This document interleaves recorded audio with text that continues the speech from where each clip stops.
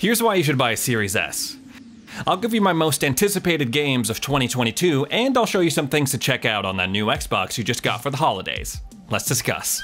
So the holidays are a very special time, and that goes double for gamers. I've seen a lot of really heartwarming videos of people unwrapping Xbox Series X consoles, Switches, PlayStation 5s, and just being so excited, elated beyond anything to have this new console in their hands. And I haven't gotten a new console in a while as a present. It really is such a momentous occasion because these consoles, you spend a lot of time with them when all is said and done. And the last generation of consoles lasted for, what, 8 or 9 years? So it's very possible that these consoles that you see behind me, this Series X right here, this Nintendo Switch, I'm gonna be playing them 8, 9, maybe 10 years from now. And that's a bond, man. That's a bond that just can't be taken away. Now, if you got an Xbox Series X or an Xbox Series S this holiday season, first of all, congratulations. And if you're new, welcome to the Xbox family. I'm gonna show you some things that you can check out right now that I highly suggest that you do before jumping into your Xbox experience. So one of the first things you're gonna have to do is you're gonna have to make an Xbox account. This is really just a Microsoft account, but it also serves as your Xbox profile, your gamer tag online, and things like that. Now, like I said, the longevity of these things is, you know, quite long. So when you pick a name for your Xbox Live gamer tag, just keep that in mind, right? I'm not gonna tell you what to name your specific account, gamer tag. What you think is cool might be very different from what I think is cool. Keep in mind that this may be your gamer tag for the rest of your life, for the next 10, 20, 30 years, until you die, maybe. I personally have had my gamer tag since 2007, I believe it was. So just having this Xbox account, it's free, but it's necessary to do pretty much anything on your Xbox. It does sound kind of annoying at first, having a million sign-ins, having a million logins and passwords to keep track of. But the thing about the Xbox account is that it's really actually very convenient because it links all other gaming related things to that account. For example, you can link your Epic Games account to your Xbox and those will just be tied together. So that way when you log into something that is run by the Epic Games Store on your Xbox, it's just all together. You don't have to do it separately. Same thing with your EA Play account, same thing with your Halo Waypoint account. It's all bundled into that Xbox account. Everything that you purchase will also be linked to that account as well. So any games, any in-game purchases, any perks, any entertainment services that you might have.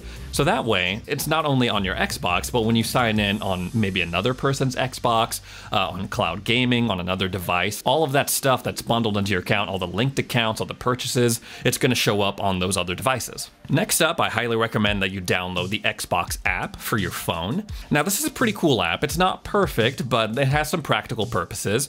This is something that you can use to actually control your Xbox from your phone if you don't want to use a controller. For example, if you're not playing any games, you're watching Netflix, you're watching YouTube, things like that. You can also manage your game's storage and library of games from your phone. And you can also, and this is what I think is the most useful for me, is you can access the captures that you record on your console. So the screenshots, the in-game recordings that you have, they show up on your Xbox app, and then you can go into the app and then share them to whatever social media platform that you like. If you're interested at all, you can also use this to remote play on your device. Once you, like I said, have them linked up, your Xbox and your phone, you can actually stream the gameplay that is coming from your console to your phone or whatever app that you have on. They have a phone app, I have one for my iPhone, and I have one for my PC, and I can remote play on both devices. So next thing I recommend that you do is go on over to Settings, go on over to Devices and Connections, and click Accessories.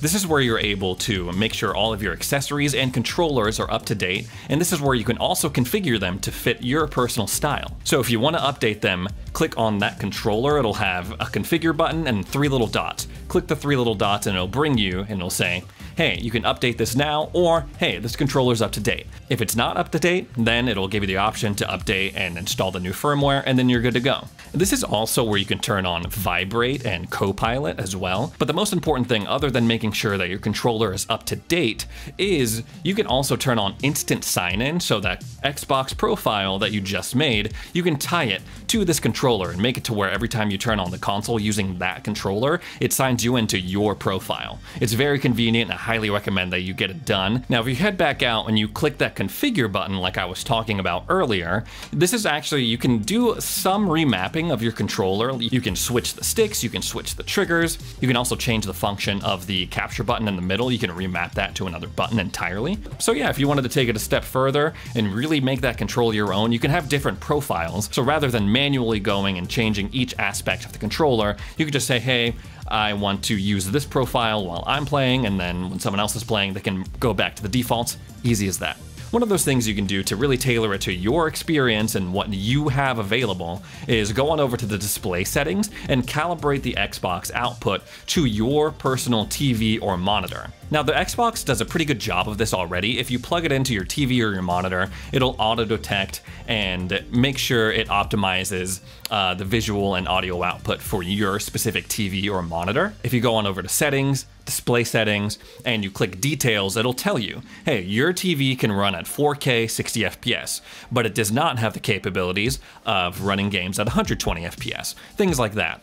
If you wanted to take it a step further, under that setup tab that has all those details I just mentioned, you can calibrate your TV further. Using your TV's remote, the Xbox will walk you through a little process of, hey, this is what the brightness should look like, this is what these colors should look like, the aspect ratio should look like on your TV, adjust them until they kind of match what we're describing to you here. Another thing I would suggest in terms of customization, and this is not something that I started messing with until very recently, but if you click the two squares button on your controller, that is this little button to the right here, it'll bring up, I'll show you right here, like a slew of customization options in terms of your dashboard. You can rearrange the tabs that appear on your home screen, and this is also where you're able to change your background if you want to change it to a screenshot, if you want to change it to a different color, if you want to change it to a dynamic background. I'll show you a little bit right here.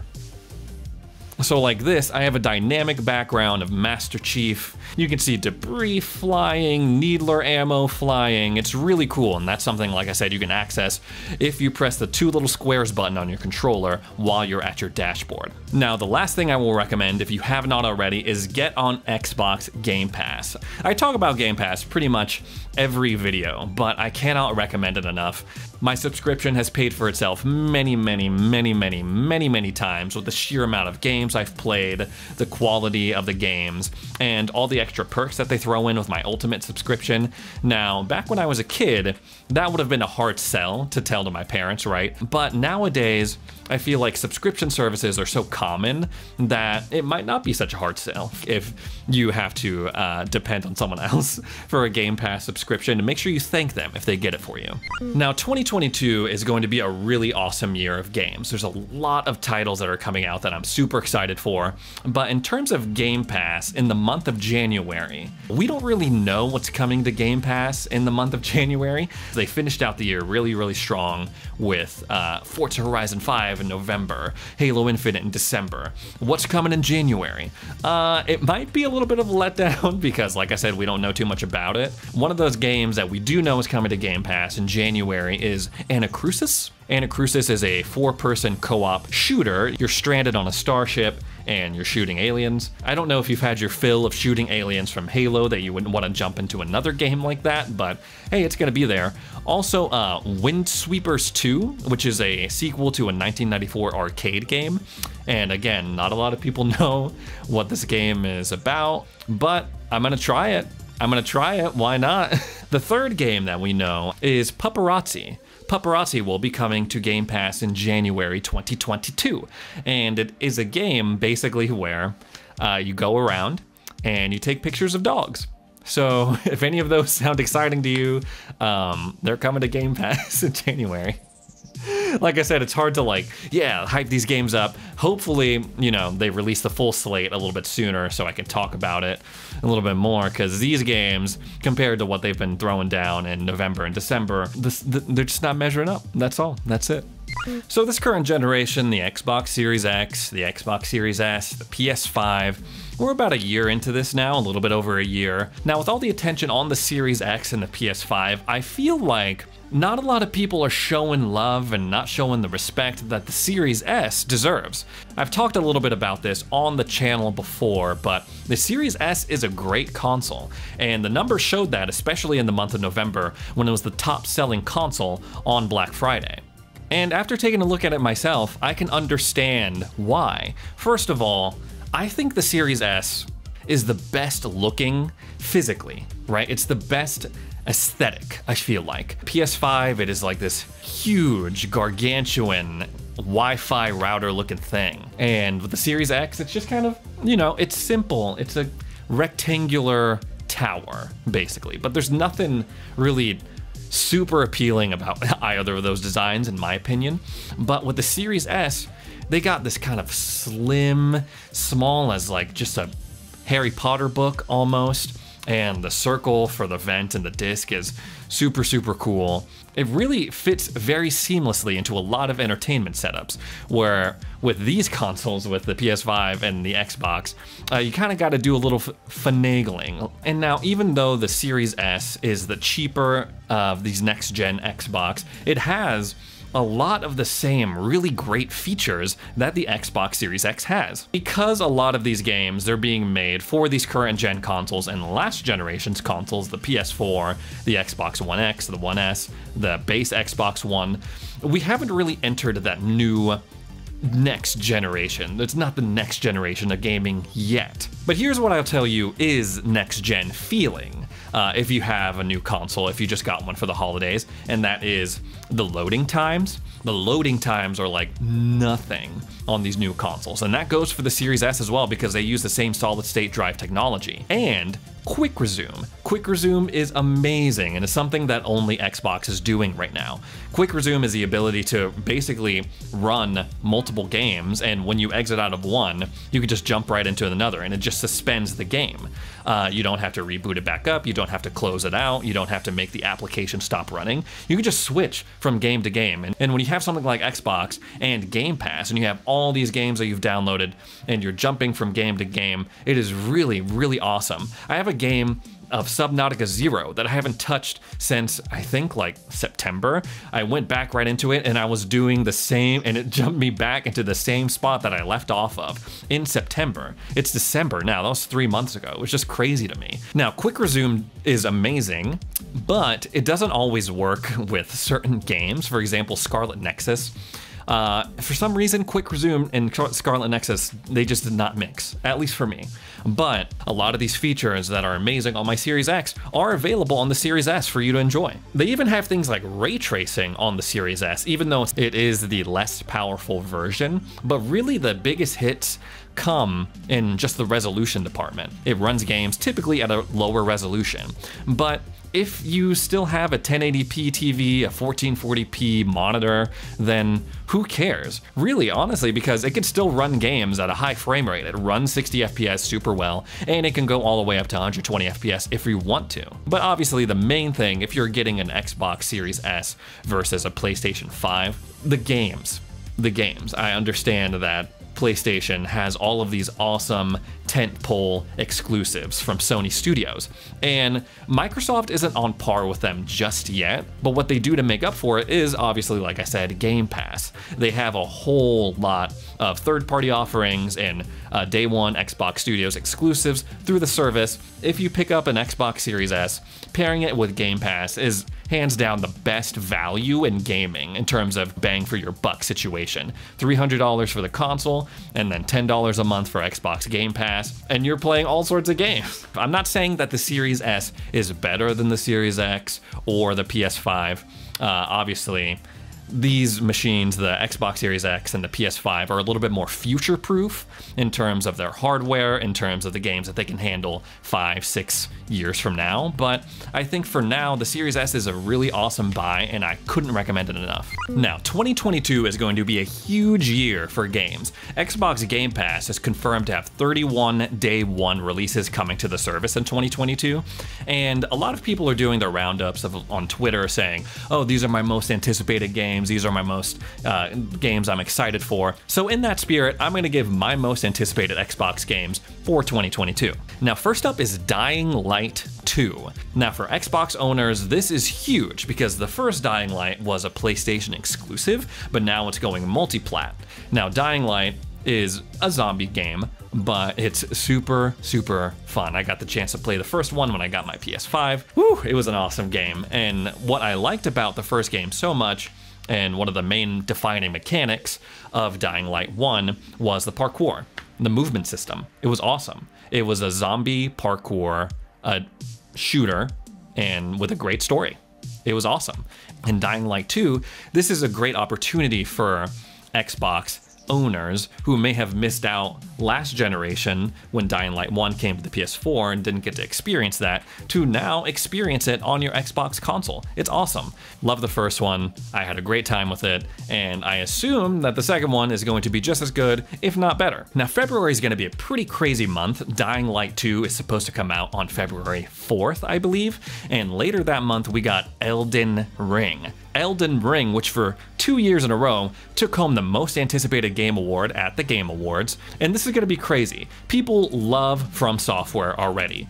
Demon Souls, Dark Souls, Bloodborne, Sekiro. These are just games that people just salivate over. They can't get enough of. This type of game has just dominated over the past few years. And now we get Elden Ring, which is basically Dark Souls, but George R.R. Martin is the one that helped shape the world. Apparently going to be the most accessible Dark Souls-esque game with the most freedom and the most exploratory elements. So this is something that when it comes out, it's going to, I don't even know what's gonna happen. The world's gonna blow up, dragons are gonna come from the sky, I'm not sure, but something crazy is gonna happen. Everyone's gonna be obsessed with it. This is, for the first quarter of 2022, probably gonna be the biggest game. Next up is Stalker II, Heart of Chernobyl. Now, this is very interesting because it is going to be Xbox exclusive, but only for a couple months. It's a timed exclusive, and it's coming to Game Pass on day one of its release. Now, Stalker II is going to be a shooter, post-apocalyptic survival simulator where you battle just hordes of radioactive monsters, and it looks super, super cool. It's been on the Coming Soon tab of Game Pass for a while now. It was a little whack recently because they announced that they were going to have NFTs in Stalker 2, and that immediately had backlash. Luckily, they walked it back a little bit and said, okay, we've heard the feedback from the community, and we're not going to have NFTs in Stalker 2. And that's one of the things where I thought, wow, good job, Twitter. Gaming Twitter can often kind of get out of hand, but in this specific instance, I'm glad that it affected good change. Another game that I'm really excited for that's coming out later in 2022 is Starfield. Starfield is something I'm really excited for, even though we really know nothing about it, and that's what's kind of making me nervous. I hope we see some gameplay soon, guys, because I'm super excited. I played a lot of Fallout, I've played a lot of Elder Scrolls, Oblivion, Skyrim, Morrowind. I'm a huge fan of Bethesda and those games, but like I said, we don't really know too much about it. Starfield is basically being billed as Skyrim in space. I hope that they're able to live up to. I think that they can. From what I've heard, the game is pretty much been done. They've just been kind of polishing it and working with it to optimize and make sure that everything is perfect. Hopefully those rumors are true, but I'm still holding out hope. Call me an optimist. I'm very excited about it. And this is confirmed to be an Xbox exclusive. This is the first Bethesda game that they're putting out under the Xbox Studios umbrella that's going to be exclusive to the Xbox ecosystem. So Xbox Series consoles, the One, Windows. It's going to be a true exclusive, which was a source of a lot of controversy. Not a lot of people are happy about that. I'm very excited. Hope it goes well. Looking forward to it. I'm also very excited for Tinytinas Wonderland. Now, if you're not familiar with Tiny Tina, she is a character that first appeared in the Borderlands series, and now she's getting her own game. This is something I really hope that kind of brings some new life to the Borderlands franchise. After Borderlands 2, I played the pre-sequel, I played Borderlands 3, and the core mechanics are still there, the kind of wacky guns and the shoot and loot system. That's still fun, but I really think that Borderlands could benefit from going into a fresh direction. The story for Borderlands 3 was sort of like, whatever, like the two siblings that are streamers, they were kind of cringe, a little bit. So it kind of, moving away from that and going into something completely different with Tinytinas Wonderland is something I'm excited for. I'm really excited for them to bring a lot of fantasy elements into Borderlands. I think it'll fit perfectly with the wacky nature of it. And I'm also a big fan of Dungeons and Dragons, RPGs, things like that. I'm really excited to see kind of where this goes. I really hope that it serves as a nice refresher for the Borderlands series, using all the same characters and returning faces that we've come to know and love, but in just a totally different, disconnected context. I think that'll be great. A Plague Tale is something that I also have my eye on. I really don't know too much about the series in general, but seeing the trailer, I was like, this looks really cool. I don't know, something about the dynamic of the siblings, something draws me into that story, and I think they did a really good job of capturing that in the trailer. So A Plague Tale looks great, gameplay looks really fun, and the story looks really interesting. Excited about that. Redfall also should be coming out in 2022. Redfall is Arcane's next project. It is basically, I think, like a vampire co-op shooter situation, but they released a banger with Deathloop recently. It's a timed exclusive on the PS5, and it garnered all sorts of nominations at the Game Awards, so hopefully they can bring a little bit of that magic that they had in Deathloop to this, because Arcane falls under the acquisition of ZeniMax Media, so it's gonna again be an Xbox Studios exclusive. Very interesting Xbox Studios exclusives coming up. Redfall, it was the subject of some very, I think, needless trolling online. Some early development photos of it leaked from, like I said, early versions of the gameplay. People were saying, oh, this looks like trash, but it was still an alpha. I really don't understand people like that, but I'm super excited for it again. The trailer looked really cool, and like I said, Arcane is a great studio, so I can't wait to see what they do with this. I'm also pretty sure that the new Harry Potter game is supposed to be coming out in 2022, although that's likely to be delayed because we don't really know anything about when it's supposed to be coming out. Hogwarts Legacy, it's supposed to be this open world Harry Potter experience. Hopefully it comes out in 2022, but then again, with all these other games, I really don't know if I'll have time to even get to it. There's so much coming out. But hopefully 2022 Hogwarts Legacy, maybe not. We'll see. Anyway, guys, that's all the news I have for today. My name is Ray. If you're tuning in for the first time, make sure you go on over to Twitter and follow me at StayXboxReady. I'd greatly appreciate it. Thanks so much for tuning in, and we'll see you in the next video.